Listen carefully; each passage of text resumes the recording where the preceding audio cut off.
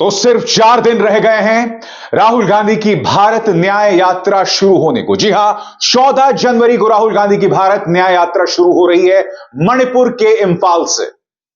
मगर भारतीय जनता पार्टी के नेताओं ने अभी से यात्रा का मजाक उड़ाना शुरू कर दिया है, उसके खिलाफ दुष्प्रचार शुरू कर दिया है। एक शब्दावली है देजावू, यानी कि पहले भी सुना सुना लगता है। याद कीजिएगा दोस्तों, जब भारत जोड़ो यात्रा राहुल गांधी ने शुरू की थी, तब भारतीय जनता पार्टी ने कितना गंदा दुष्प्रचार किया था, उसकी चर्चा मैं आगे करूंगा। मगर दोस्तों, यह है राहुल गांधी की भारत न्याय यात्रा का रूट। जैसा कि आप देख सकते हैं, मणिपुर के इंफाल से शुरू होगी और फिर पश्चिम में आकर ठाणे, मुंबई में आकर यह यात्रा खत्म होती है। सबसे पहले मैं आपका ध्यान खींचना चाहूंगा भारतीय जनता पार्टी के 2 नेताओं के बयानात की तरफ, जो उनके खिलाफ दे रहे हैं, मजाक उड़ा रहे हैं। सबसे पहले आपके स्क्रीन पर माननीय रविशंकर प्रसाद, जी हां, कहते हैं कि राहुल गांधी की भारत न्याय यात्रा से लोगों का खूब मनोरंजन होगा। बात यहां नहीं रुकती, आपकी स्क्रीन पर किरण रिजिजू, राहुल गांधी अपनी मौज मस्ती के लिए भारत न्याय यात्रा निकाल रहे हैं, इससे लोगों को फायदा नहीं होने वाला है। अभी तो सिर्फ ये 2 बयानात हैं, मगर मान के चलिए दोस्तों, जैसे जैसे हम 14 जनवरी की तरफ बढ़ेंगे, वैसे वैसे राहुल गांधी की भारत न्याय यात्रा के खिलाफ दुष्प्रचार और मजबूत होगा। याद कीजिए, जब राहुल गांधी ने भारत जोड़ो यात्रा शुरू की थी, आपकी स्क्रीन पर स्मृति ईरानी, वो स्मृति ईरानी वैसे महिला सम्मान पर कभी कुछ नहीं बोलती हैं, मगर उन्होंने पहला तीर छोड़ा था राहुल गांधी के खिलाफ, यह कहते हुए कि राहुल गांधी स्वामी विवेकानंद का अपमान कर रहे हैं और उन्होंने स्वामी विवेकानंद का आशीर्वाद नहीं लिया अपनी भारत जोड़ो यात्रा में। सरासर गलत। आपके सामने दोस्तों बाकायदा यह तस्वीर है, राहुल गांधी जो है बाकायदा आशीर्वाद ले रहे थे, मगर स्मृति ईरानी झूठ बोल रही थी। आज मैं पूछना चाहती हूं कांग्रेस पार्टी से, आप कहते हैं आप यात्रा कर रहे हैं भारत को जोड़ने की। अरे अगर कन्याकुमारी से चले तो कम से कम इतनी निर्लज्जता तो ना दिखाते, स्वामी विवेकानंद जी को प्रणाम कर कर तो बताते, लेकिन वो भी राहुल गांधी को स्वीकार नहीं।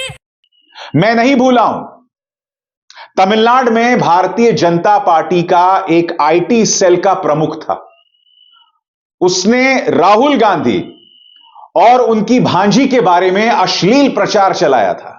राहुल गांधी एक तस्वीर में अपनी भांजी की मेहंदी को देख रहे थे और उसके बारे में भी अश्लील बात की थी। याद कीजिए संबित पात्रा को।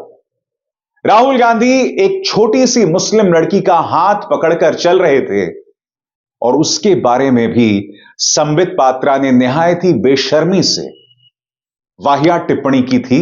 याद कीजिए किस तरह से प्रचार तंत्र राहुल गांधी के साथ जो भी दिखाई दे रहा था उसके बारे में दुष्प्रचार कर रहे थे।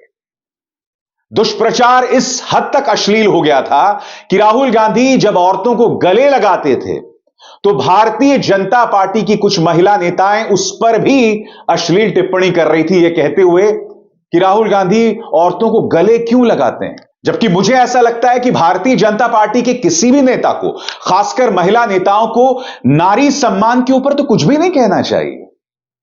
क्या आपने अपने गिरेबान में झांकने की कोशिश की है?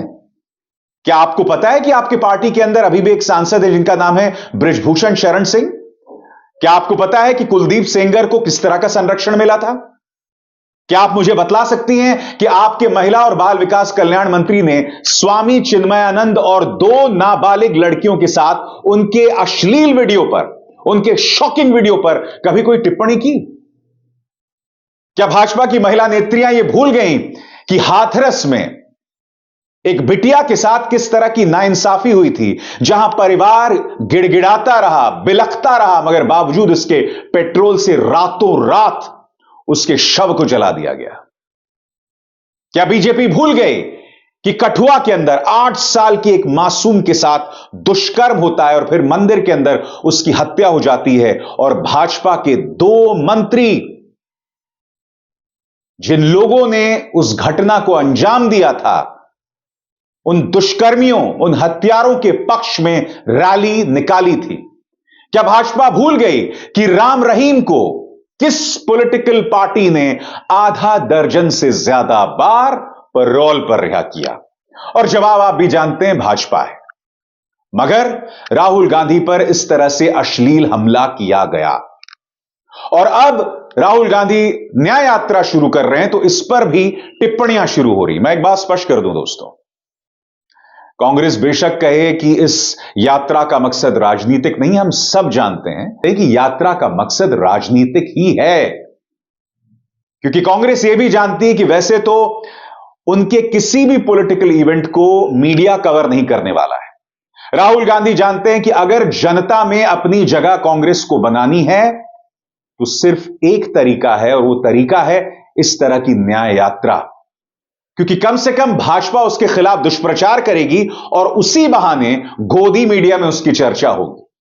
और सबसे बड़ी बात, अगर कोई न्याय यात्रा निकालता है, भारत की जनता से रूबरू होता है, तो इससे ज्यादा सकारात्मक राजनीति कुछ नहीं हो सकती है।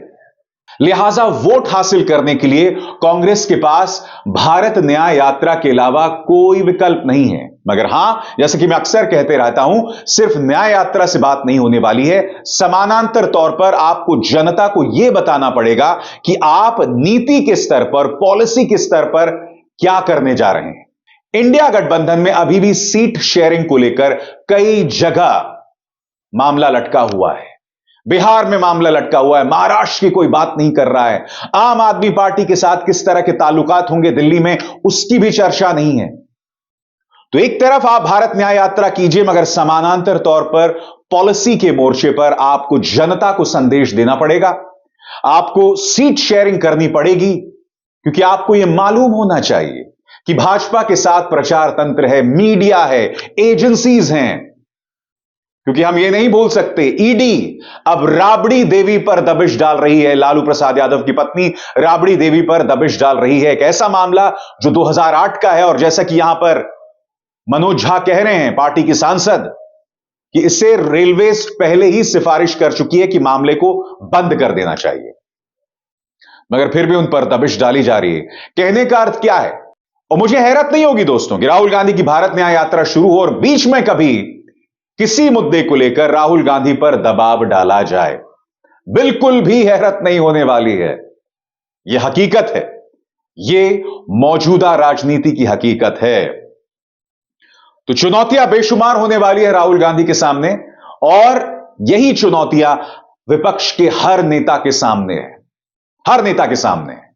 मगर भाजपा को भी समझना पड़ेगा कि मजाक उड़ाने से, अहंकार से आप राजनीति एक हद तक कर सकते हैं, मगर कुछ दिनों बाद जब आपका प्रचार तंत्र पूरी तरह से डिस्क्रेडिटेड हो जाएगा, जब गोदी मीडिया की विश्वसनीयता खत्म हो जाएगी, तब क्या कीजिएगा?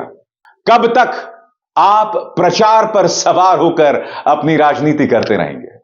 दोस्तों, आज पहला मुद्दा तो यह हो गया। दूसरा मुद्दा भी मैं आज आपके सामने लेकर आया हूं। जी हां, आपकी स्क्रीन पर इस तस्वीर को देखिए। यह है इंडिया टुडे की रिपोर्टर जिनका नाम है गीता मोहन। जैसे ही भारत और मालदीव्स के बीच में तनाव पैदा होता है, तो एक रिपोर्टर के तौर पर गीता मोहन जो हैं वो पहुंच जाती हैं मालदीव्स, जो कि पत्रकारों को करना चाहिए। और मैं गीता मोहन को एक अरसे से जानता हूं दोस्तों। गीता मोहन विदेश नीति पर कवरेज करती हैं, क्योंकि एक जमाने में मैं भी फॉरेन पॉलिसी रिपोर्टिंग किया करता था। गीता मोहन इंग्लिश चैनल की तरफ से जाती थी, मैं हिंदी चैनल की तरफ से जाता था। तो गीता मोहन को मैं अरसे से जानता हूं। गीता मोहन जैसे ही मालदीव्स पहुंचती हैं रिपोर्टिंग करने के लिए, और यह तस्वीर डालती हैं, भाजपा का प्रचार तंत्र उन पर हमला बोलना शुरू कर देता है। यह देखिए दोस्तों, आपके सामने सब इंडिया टुडे की इस रिपोर्टर पर हमला बोल रहे हैं कि शर्म नहीं आती तुम्हें, मालदीव्स पहुंच गए। कुछ लोग ये कह रहे हैं छुट्टी मनाने पहुंच गए, जबकि सब जानते हैं कि गीता मोहन जो है वहां रिपोर्टिंग करने पहुंची थी। मगर यह प्रचार तंत्र इतना जहरीला है, इस कदर अंधभक्त है, इस तरह ब्रेन वॉश्ड है कि इन्होंने इतनी भी पता करने की कोशिश नहीं की कि गीता मोहन वहां रिपोर्टिंग करने गई हैं। जाहिर सी बात है, जब भारत और मालदीव्स के बीच में तनाव चल रहा है, तो किसी ना किसी को मालदीव्स भी जाना पड़ेगा, वहां से भी प्रतिक्रिया लेने। इसमें कोई गलत बात नहीं है, रिपोर्टर्स ऐसा करते हैं, चैनल्स ऐसा करते हैं, मगर पूरा दुष्प्रचार तंत्र जो है वो गीता मोहन पर निशाना साधता है। खबर सिर्फ इतनी नहीं है दोस्तों, क्योंकि हम जानते हैं भाजपा का प्रचार तंत्र जहरीला है, इनकी कोई क्रेडिबिलिटी नहीं है। ये लोग सिर्फ और सिर्फ महिलाओं पर हमला बोलने का बहाना ढूंढते हैं। इनसे ज्यादा अश्लील प्रचार तंत्र किसी का नहीं है। मुद्दा वो नहीं है दोस्तों, मुद्दा यह है कि जब गीता मोहन पर हमला हो रहा था दोस्तों, तो एक भी इंडिया टुडे के रिपोर्टर ने उनके पक्ष में बयान नहीं दिया। भूल जाइए भाजपा के नेताओं, ये लोग इतने डरे हुए हैं कि भाजपा का जो प्रचार तंत्र है उसके खिलाफ भी कुछ नहीं बोल सकते। जी हां, उसके खिलाफ भी कुछ नहीं बोल सकते। कोई नहीं आया गीता मोहन के पक्ष में। आज तक की तमाम जो महिला एंकर्स हैं, इनमें से एक भी महिला एंकर गीता मोहन के पक्ष में नहीं आई कि उस पर अश्लील हमला बंद करो।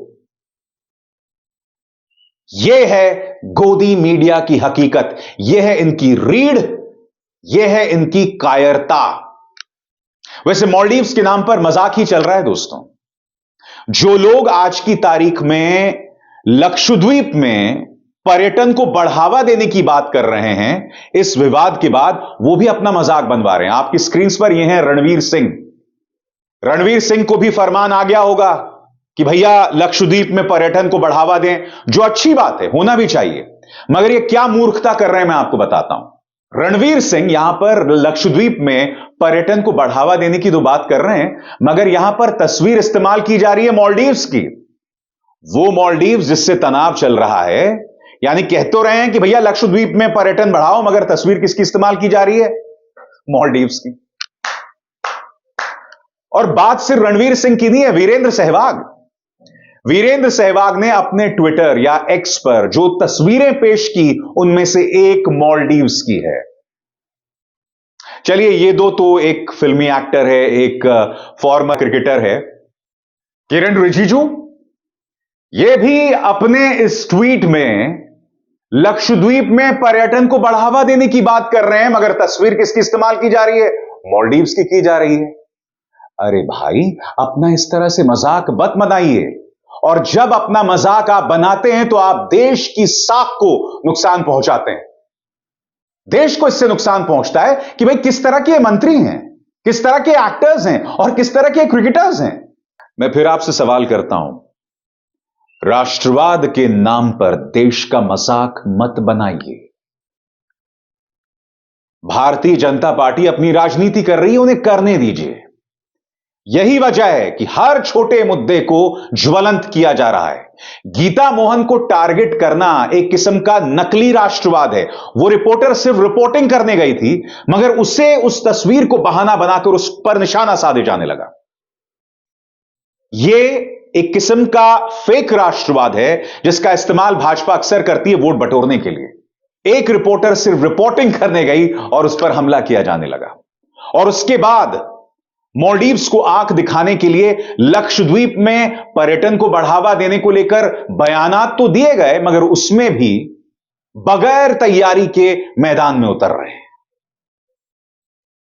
राष्ट्रवाद एक खूबसूरत चीज है, देशभक्ति एक खूबसूरत चीज है, मगर उसका मजाक मत बनाइए। राष्ट्रवाद का मतलब भाजपा की भक्ति नहीं होता है, समझे? देशभक्ति और भाजपा भक्ति बहुत फर्क है, दोनों में जमीन आसमान का फर्क है। इस फर्क को समझिए और अभिसार शर्मा को दीजिए इजाजत। नमस्कार।